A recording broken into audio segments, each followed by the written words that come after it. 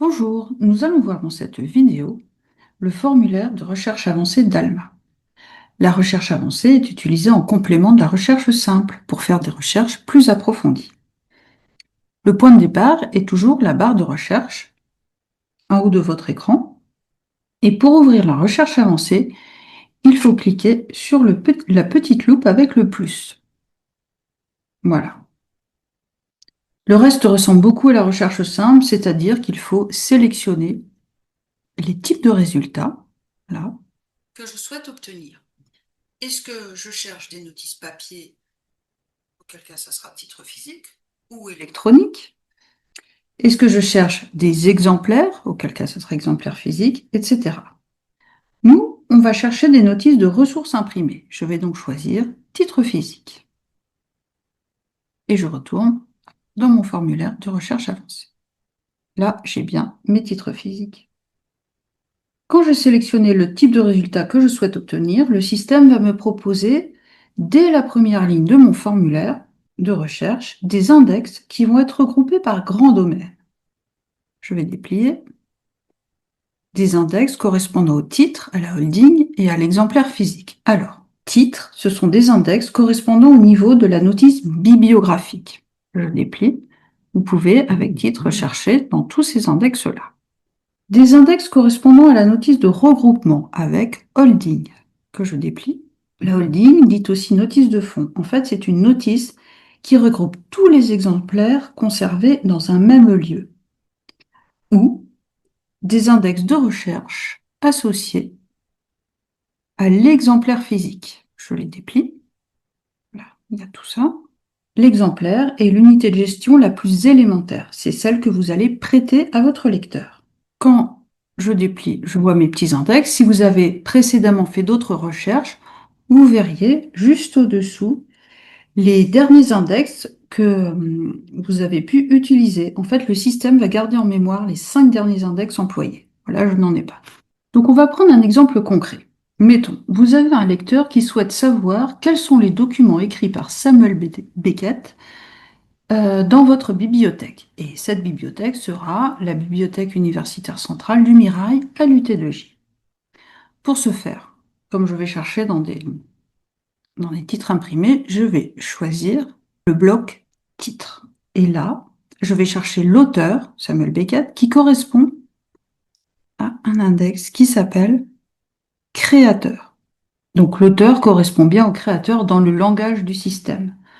Mon index créateur, je l'ai au niveau de la notice bibliographique, donc je l'ai cherché dans le bloc titre. J'ai saisi mon auteur. Alors, ce qui différencie la recherche avancée de la recherche simple, c'est que je vais rajouter une équation de recherche en cliquant après sur le petit plus là. Pour l'instant, je vais mettre mon auteur, Samuel Beckett. Alors, ça ne me suffit pas parce que vous vous souvenez, je veux savoir quels livres de Samuel Beckett sont à la Butte du Mirail. Vous voyez, les lignes là sont reliées par l'équation et.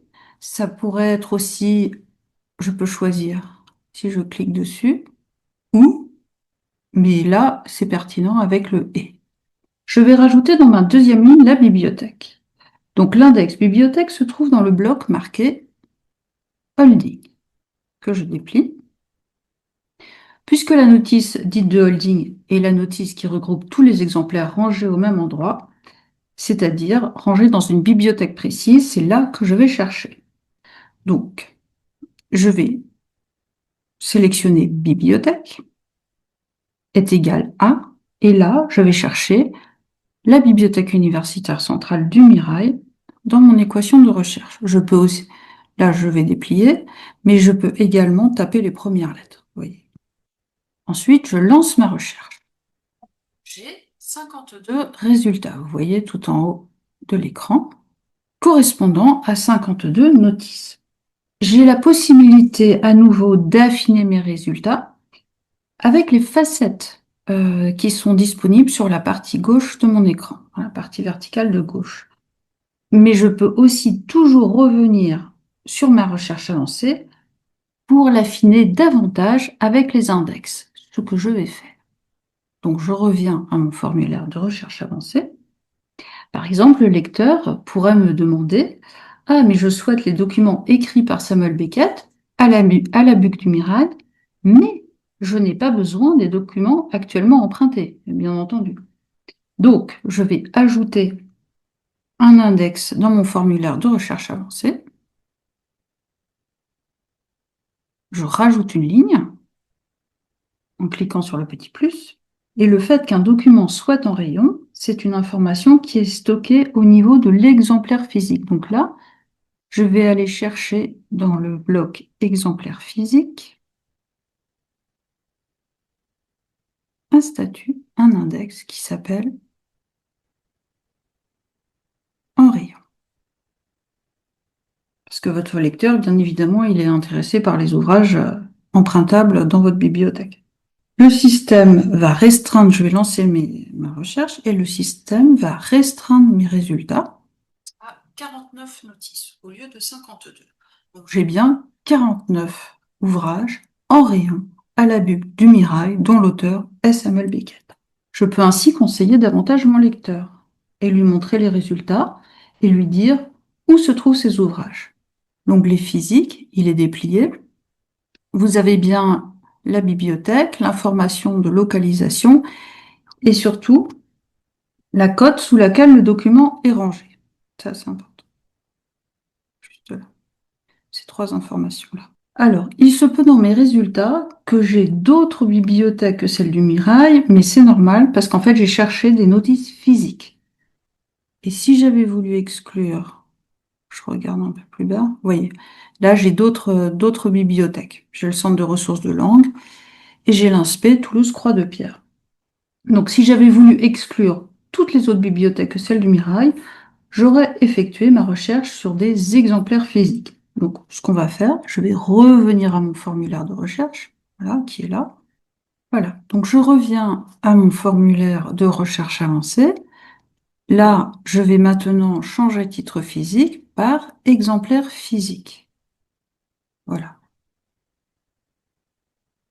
Donc là, je vois que ça m'a fait sauter quand même quelques petites choses dans mon formulaire de recherche avancée. Donc, je vais m'assurer que tout est OK. La bibliothèque, on avait dit la Butte du Mirail. Je recommence. C'est un petit bug. Et là, je cherche des exemplaires en rayon. Ça m'a mis par défaut sur exemplaires pas en rayon. Voilà. Donc là, je relance ma recherche sur les exemplaires physiques.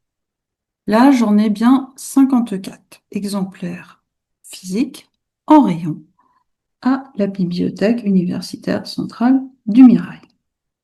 Donc, je suis donc sur des notices d'exemplaires maintenant. On va retrouver pour chaque notice des éléments que l'on retrouvait dans les notices bibliographiques, notamment la cote. Ce ne sera pas tout à fait au même endroit. Ça, c'est l'emplacement du livre dans un rayonnage de la bibliothèque. Vous avez l'emplacement permanent. Là, il est au rayon philosophie, etc. Et je pourrais avoir à cet endroit-là ce qu'on appelle une exception de circulation, c'est-à-dire l'affichage qu'un document a par exemple une durée de prêt différente que celle fixée habituellement. Là, ce n'est pas le cas. Maintenant, je vais revenir à mon formulaire de recherche avancée. Votre lecteur pourrait vous demander quels livres ont été écrits sur Samuel Beckett dans la bibliothèque. Donc là, maintenant, je vais chercher non pas par créateur, mais par sujet. Donc, je retourne dans mon index titre, dans mon bloc titre, et je vais chercher cet ascenseur-là, sujet. Voilà. Je dois retaper Samuel Beckett, ça me l'a fait sauter. Et je relance ma recherche. Et là, attendre un petit peu, j'ai 183 résultats. Donc là, ce sont des études sur Samuel Beckett. Maintenant, je vais vous montrer, je reviens à l'accueil en cliquant là, tout en haut à gauche, et j'ouvre le formulaire de recherche avancée une nouvelle fois. Je vais vous montrer un autre grand type de recherche couramment employé dans les bibliothèques, qui est la recherche par cote. La cote, c'est l'élément de classement des documents à l'intérieur d'une bibliothèque. Donc, je suis retournée dans mon formulaire de recherche avancée. Je vais sélectionner la recherche d'exemplaires physiques. Là, je choisis exemplaires physiques. Alors, il faut savoir que la cote se trouve dans le bloc holding. Donc là, je vais dans le bloc holding que je déplie et je cherche cote permanente. C'est un index un peu plus complexe car on a aussi, vous voyez, des signes. Alors, mettons que je vais chercher des documents qui sont conservés par un intervalle de code donné. Par exemple, tout ce qui a trait à l'histoire antique qui correspond à une cote en 930. Et je vais indiquer au système que je vais prendre tout ce qui est compris, par exemple, entre 930 et 939. Alors, comment je fais?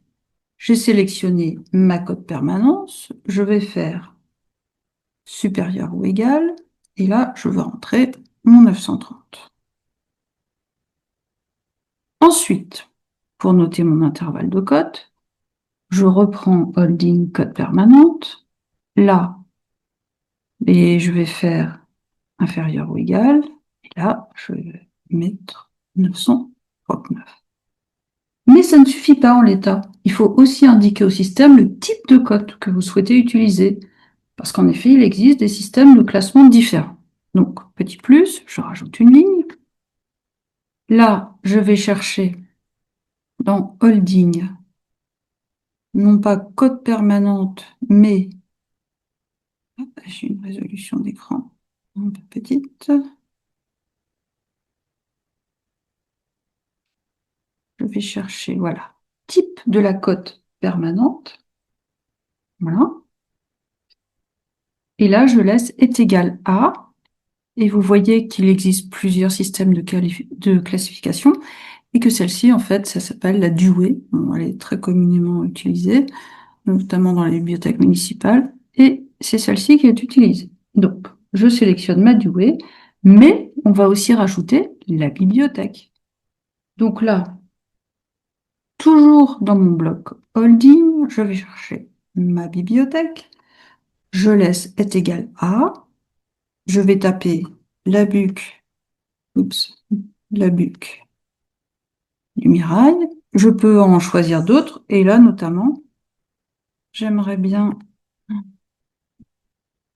choisir le centre de ressources Olympe de Gouges, aussi à l'UT2J, qui a un gros fond en histoire antique. Voilà, mon équation est finie. Je vais lancer ma recherche. Donc, j'ai 6178 résultats, ce qui est beaucoup. Ne pas oublier que j'ai toujours des facettes dans la partie gauche de mon écran, des facettes spécifiques, notamment le type de matériel. Je peux avoir des DVD, des CD-ROM, des livres, bien entendu. Et également une autre facette qui s'appelle type de processus. Alors, je l'ouvre un peu. Non, je vais la déplier, voilà. Et en fait, qu'est-ce que c'est ça? C'est tous les cas où un exemplaire n'est pas en rayon. Il peut être perdu, il peut être manquant, il peut être en cours de traitement, etc. Et si je vais revenir là à mon formulaire de recherche avancée, je vais pouvoir exclure tous les documents qui sont prêtés, par exemple. Donc, je reviens à mon formulaire de recherche avancée. Je vais rajouter une ligne. Eh bien, je vais choisir dans mon bloc exemplaire physique type de processus, tout en bas. Voilà, type de processus. Et là, je vais choisir prêt. Et là, attention, n'est pas égal à. Je ne veux pas des exemplaires qui sont prêtés. Voilà, pour mon lecteur. Je veux savoir qu'est-ce qu'il y a en rayon. Et je relance ma recherche. Donc là, j'ai 6027 résultats et mes exemplaires en prêt ont disparu dans mon chiffre total. Voilà. Je retourne sur ma page d'accueil. Donc, en allant sur la page d'accueil, dans le bandeau de recherche, le système, vous allez voir, va garder en mémoire vos 10 dernières recherches. Vous pouvez ainsi la relancer, notamment quand il s'agit comme ça de recherches longues, un peu complexes, si vous le souhaitez, plutôt que de tout reconstruire. Nous avons vu dans Alma les recherches avancées les plus courantes. Merci de votre attention.